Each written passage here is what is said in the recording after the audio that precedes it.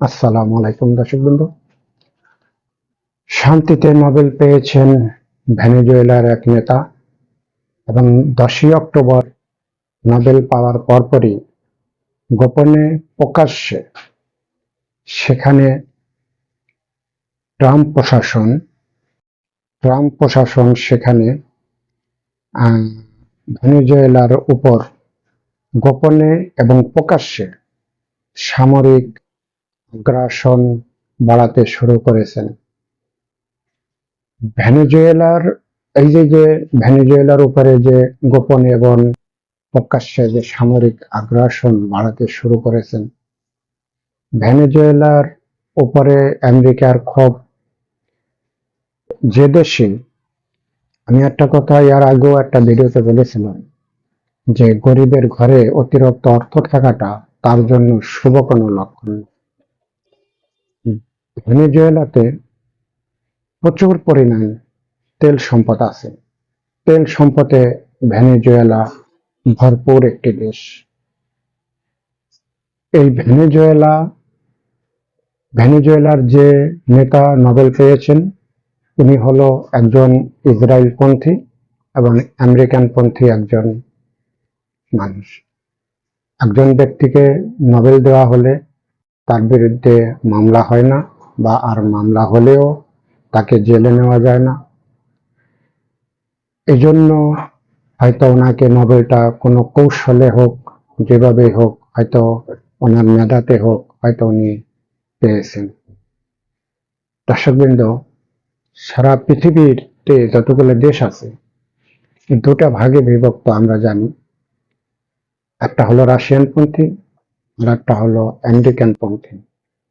Venezuela দেশটা হলো Russian পন্থী একটি দেশ, এবং এই রাশিয়ান পন্থী তারা অনেক আগের থেকেই।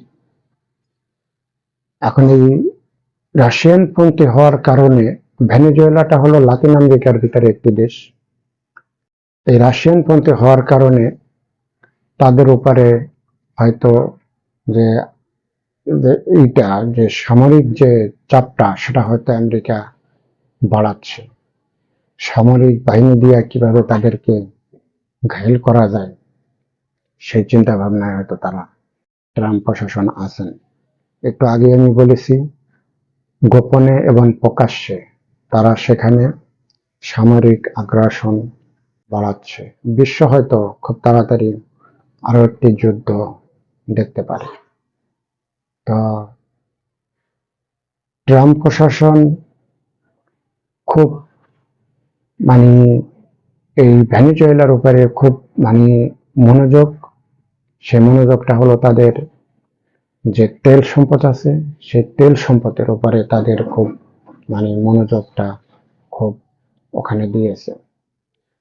ভেনেজুয়েলার যিনি নেতা আছেন বর্তমানে, ওনাকে যদি সরাতে পারেন, তাহলে হয়তো এই যে নোবেল পেয়েছেন 10ই অক্টোবর, হয়তো ওনাকে ওখানকার প্রধানমন্ত্রী বা প্রেসিডেন্ট হয়তো করার একটা চিন্তা ভাবনা হয়তো ট্রাম্প প্রশাসনের আছে।